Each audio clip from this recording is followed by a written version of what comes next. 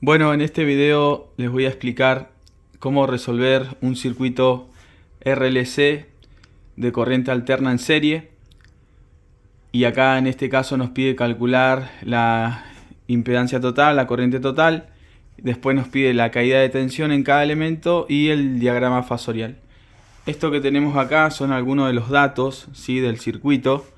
Como podemos ver, tenemos la fuente de 75 volt con un ángulo de 0 grados. Después tenemos una resistencia de 18 ohm y tenemos la inductancia de la bobina, que son 40 milihenrios, y la capacitancia del capacitor, que son 320 microfaradios. Y después nos da la frecuencia, y lo primero que vamos a hacer es calcular la velocidad angular, que es 2pi por la frecuencia. 2pi por 60 Hz nos da 377 radianes sobre segundo. Entonces ya podemos comenzar con el inciso A, que nos pide calcular la impedancia total. Para calcular la impedancia total, primero vamos a calcular la reactancia inductiva y capacitiva. Para eso necesitamos la velocidad angular, que ya la tenemos, que vale 377 radianes sobre segundo. Entonces, con la velocidad angular y la inductancia podemos calcular la reactancia inductiva, y después con la capacitancia acá calculamos la reactancia capacitiva. Una vez que calculamos estas dos, después la diferencia entre esas dos va a ser la reactancia total del circuito, que es 6,82 ohm. Entonces podemos calcular la impedancia, que es la resistencia al cuadrado más la diferencia, ¿sí?, que lo hicimos acá, que son 6,82, sería el valor que iría acá. Eso lo elevamos al cuadrado, después lo sumamos con la resistencia al cuadrado y después sacamos raíz y nos queda este valor, ¿sí?, de impedancia, 19,24. Y acá arco tangente, recuerden que en la calculadora es shift tangente de la reactancia sobre la resistencia. Nos da este ángulo, y después calculamos la corriente, ¿sí?, por ley de Ohm, voltaje sobre impedancia. Acá recuerden que los ángulos se restan. 0 menos 20,75 me da menos 20,75. Este es el valor del módulo de la corriente.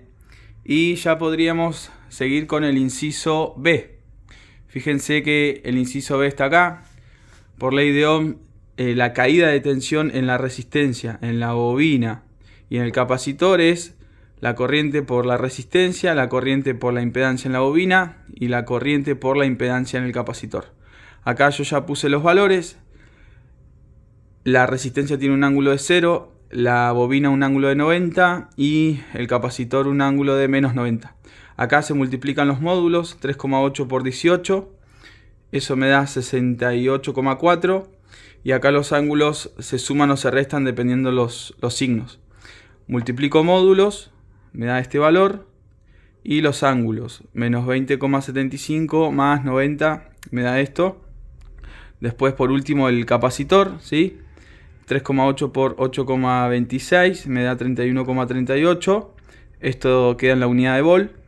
Y los ángulos acá se suman porque tienen el mismo signo. Ya estaría el punto B, y nos faltaría el diagrama fasorial, ¿sí?, que yo lo hice por acá. El diagrama fasorial es representar en un eje cartesiano estos tres fasores, ¿sí? Fíjense que este fasor tiene un módulo de 68,4 con un ángulo de menos 20. Como es negativo, entonces va a empezar hacia abajo, digamos, ¿sí?, y ahí estaría el ángulo de menos 20.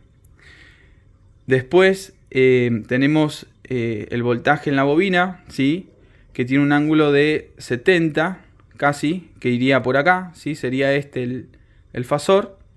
Y después, por último, tenemos la caída de tensión en el capacitor, que tenemos un ángulo de menos 110, entonces va a ir hacia abajo, ¿sí?, hasta acá tengo 90, y después sumamos lo otro y nos queda ahí menos 110, por ahí estaría, ¿sí? Eso sería todo. Espero hayan podido comprender el circuito.